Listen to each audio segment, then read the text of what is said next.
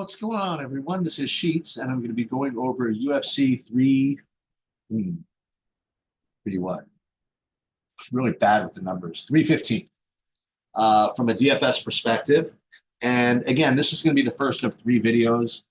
This one, we're going to go over kind of a combination of just who the best plays are. We'll talk a little bit about lineup construction, but we won't get into actual lineup construction. That's for another video. The second video we're going to do is a betting breakdown. That'll be probably tomorrow. And then again, the third one will be a more in-depth lineup construction video where we focus completely on how to win, the 200,000 or whatever it is in the big GPP. So what do we have here on this slate? Well, first of all, it is a 12-fight slate. And as I mentioned last week, 12-fight slates are already kind of borderline with respect to how unique you have to get to try to, how crazy you have to get unique. When you are trying to play these big GPPs, it's that tightrope you always have to walk between playing lineups that have a chance to win and playing lineups that have a chance to win a lot. And 12 fights makes it difficult because there's just not that many combinations. The other thing that makes this card difficult from a DFS perspective is that there are 2 5-round fights. So what does that mean? Well, typically the 5-round fights are extraordinarily chalky because you have 5 rounds to work with as opposed to 3. It's just more likely that the fight scores that many points, and they don't really make a salary adjustment for that. So as a result, people very, appropriately flock to those 5-round fights for good plays. And they are good plays, but when you end up having, there's a whole bunch of combinations that are probably trying to do the same thing. So it becomes a very difficult slate to try to win a bunch of money, but we're going to try to do it anyway. It is, I don't say easy, but it is rather straightforward, I guess, to analyze these fights. So let's just kind of get into it. And we're going to try to give a little bit of lineup construction advice along the way, at least, with respect to what the rest of the slate looks like. I'll show you what that means. So again, what are we looking for? We're looking for fighters with a combination, well, or at least one of a good inside the distance prop, meaning they're very likely to finish, or in the absence of that, they have a lot of upside in the takedown and control time department. If you don't have either of those things, you're a very, very poor DFS player. And then the other thing we're going to have to look for are fighters that have a lot of leverage against higher-owned fighters. We'll get into that also. All right, so you want to start with the main, I guess? I mean, I know people like to go from the bottom and work their way up, but I mean, let's just kind of get right to it. These 2 5-round fights from a DFS perspective. Now, we've seen this just way too many times, and people try to fight this, but it's just the reality is you have Valentina Shevchenko, who's 7,700, and her win odds are about plus 110 or something like that.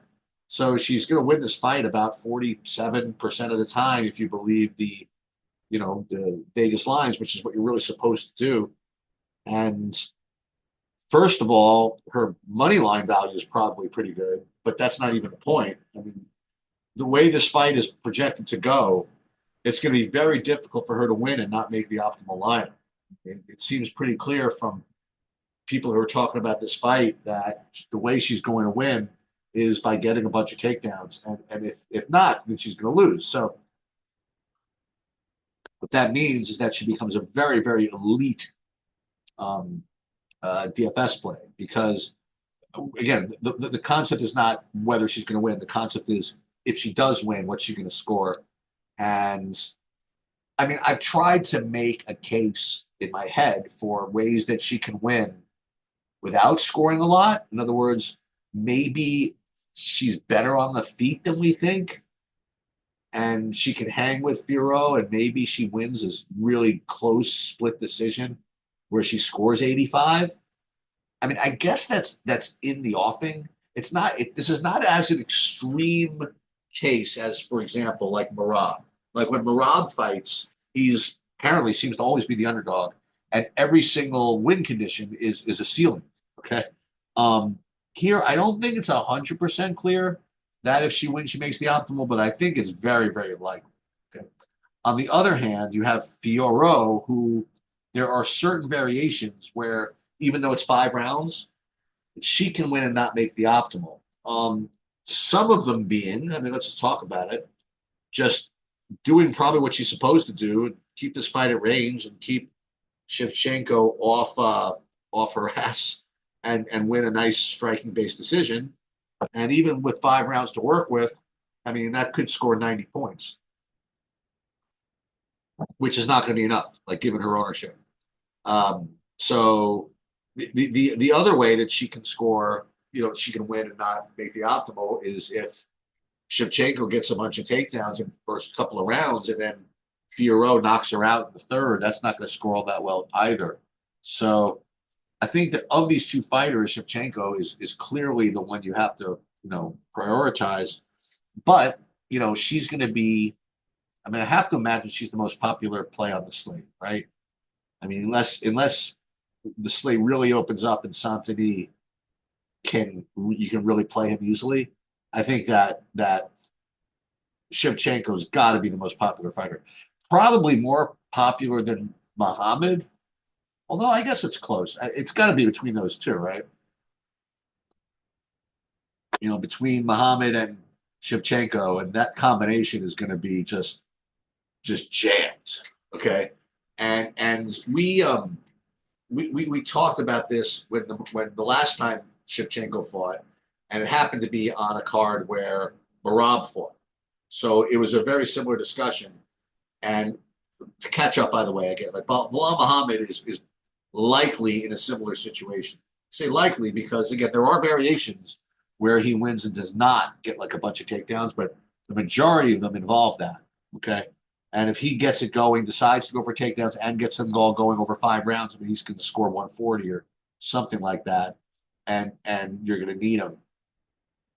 But again, it's not all the time.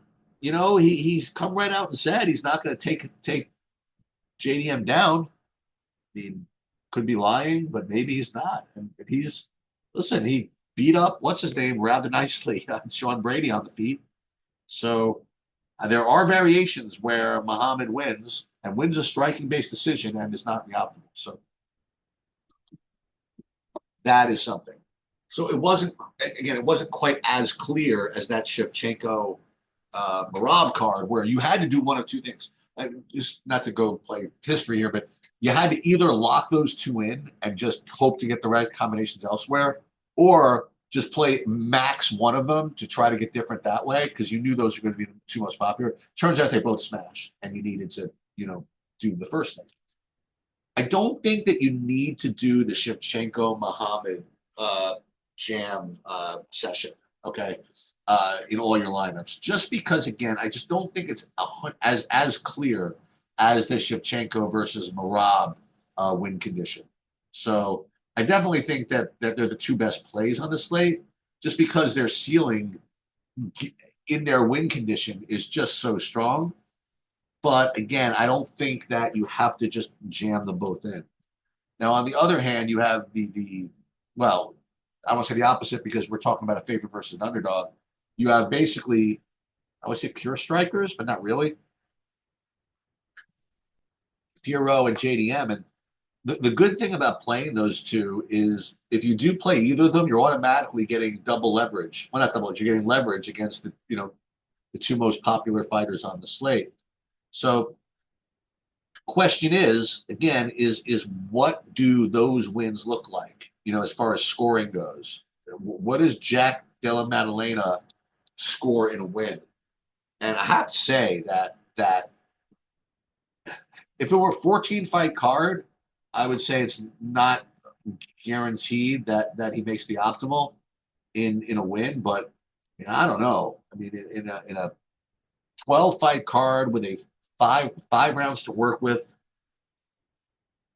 I mean, I think that he's gonna make the optimal if he wins. I mean, if he gets a knockout at any point, it's probably 100. And I guess he can win a striking based decision in 5 rounds, maybe he gets a good judge that even though he gets taken down a bunch of rounds, that they like his striking as opposed to Muhammad's takedowns, and he wins a split that way. And those don't score all that well. So again, I think that, I mean, 70% of the time he makes the optimal when he wins. Is that fair? 75, something like that. And then Fiorot, it's a little trickier because she needs a little bit more at 8,500 to win her striking based decision. I think her win condition is very similar to JDM.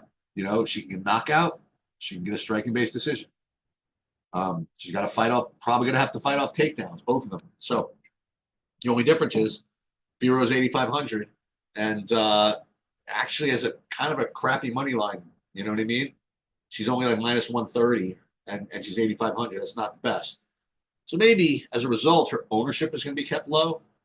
And considering that her ownership is a little low and she has direct leverage against who's going to be the most popular fighter, I think both of them, both of these opponents like JDM and Shevchenko and Fiorot are both, obviously in play for a lot of reasons. So all of this to say that the 2 5-round fights, it's kind of hard to ignore. And when we get through some of these other fights, you'll see that, there are a couple of them are exciting, but not that many of them. You have a whole bunch of fights here, really, where the best case scenario, these fighters have, you have a couple of big favorites, but the other ones, it's like plus 220 inside the distance, which is okay, but you're going to have to get after these last 2 fights. You have to kick them out of the optimal somehow. So let's kind of get after it and see which of these fights we could prioritize, I guess. So we have Almacan versus Katona, 8,600 versus 7,600, and reasonable money line, no big values there. But you look at the inside the distance line, you have Almacan inside the distance plus, what is that? Almacan plus 2. I thought it was plus 220 when I first looked. Even worse. Look at that, plus 300. Yikes. So this is just, you know what I mean? This is just a fade.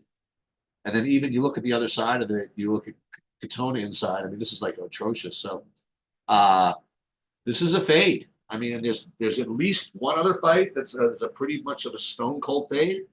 And that's, a little annoying because you'd like to get different combinations than just those 2 5-round fights. But these metrics are just too poor.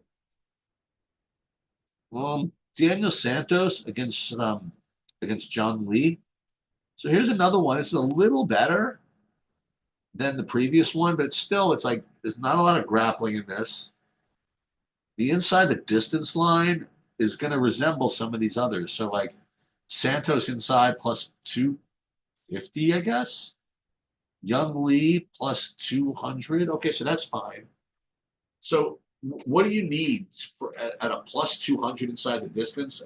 That's probably, you'd like to be 8,300, maybe 8,400 for that. And I guess that's what you're getting. So this is a reasonable play. It's just, I wish there was more grappling in this fight. So that's what makes it kind of I guess you have to play some of it. And again, on the other side of this, well, that was actually the Lisa. This is actually pretty interesting. So Young Lee actually has a better inside distance line than Santos.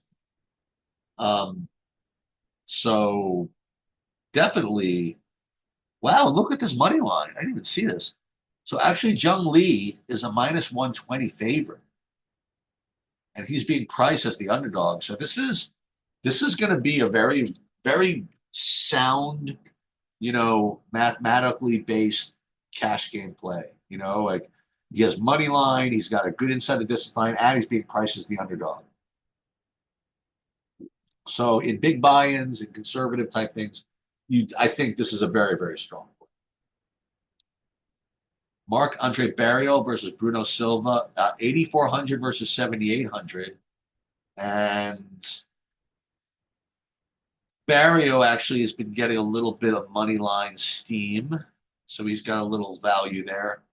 And they're inside the distance lines. You have Barrio inside is plus, about 200. That's pretty good. Silva inside plus 220. That's pretty good too. I think both of these fighters, again, you know, they both have very fragile chins. They can get knocked out pretty easily. And uh, I think both of them were in play actually. So yes to Barrio, yes to Silva.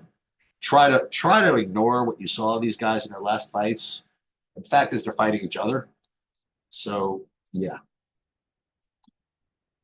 Navajo Sterling versus Urslan. So at 9,100, we're going to need an inside the distance line of about minus 110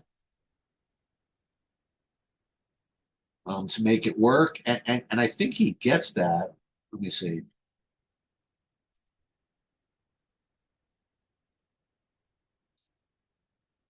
Was it minus 110? That's what I recall. Yeah, about minus 110. I wish he had some takedowns in here somewhere. Um, Again, we have to compete against these tough main event fights. And we have to compete against Santini, who we're going to get to in a minute, who just going to just throttle his opponent, probably racking fantasy points along the way. So Sterling 9100, it's good.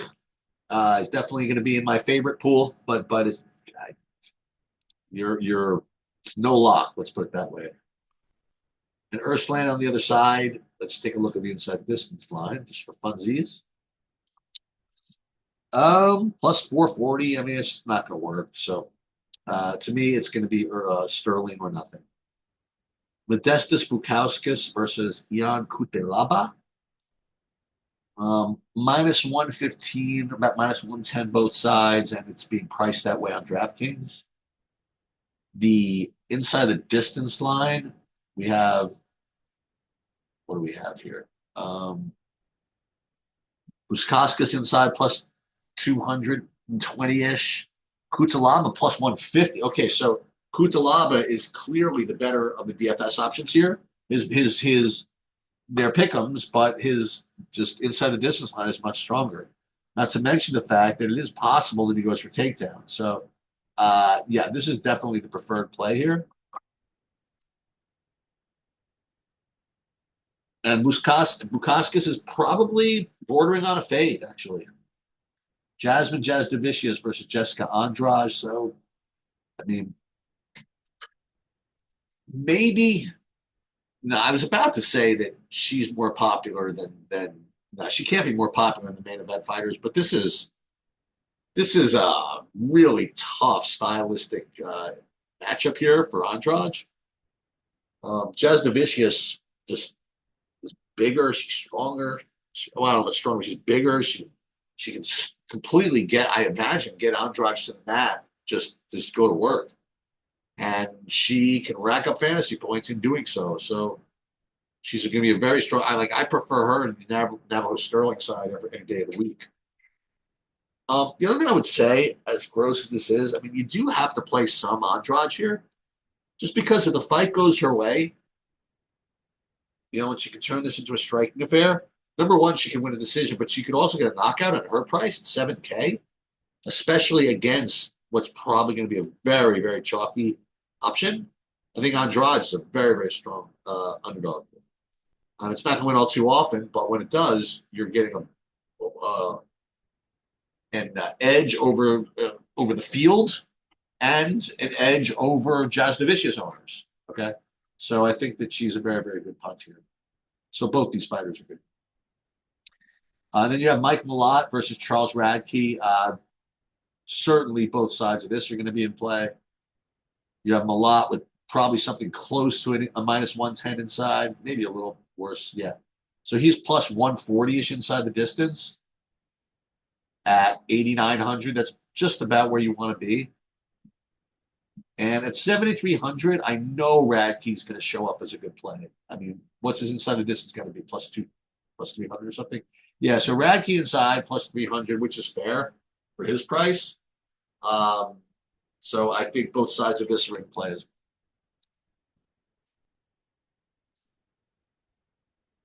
All right, so now we get to Benoit Saint Denis versus some sacrificial lamb. And, they priced him in a way where it makes it difficult. He's going to win. He's going to win and he's going to get a finish. And it's likely going to be a first round finish as well. Question is, how many points is he going to score? Like uh, if he gets uh, two takedowns, control time, and a first round sub, yeah, that's good. That's 120 ish. Uh, if he gets a head kick knockout at a minute and 2 seconds at 105 points, that's not going to be good enough. So, I mean, it looks like a good play. So the question is how are we going to get him into lineups? So, yes, very strong favorite. Certainly the most likely guy to score over 100 points on the whole card when you factor in chances of winning and stuff. Just a matter of lineup construction, how much you get him. And I'm not playing the other side. Okay.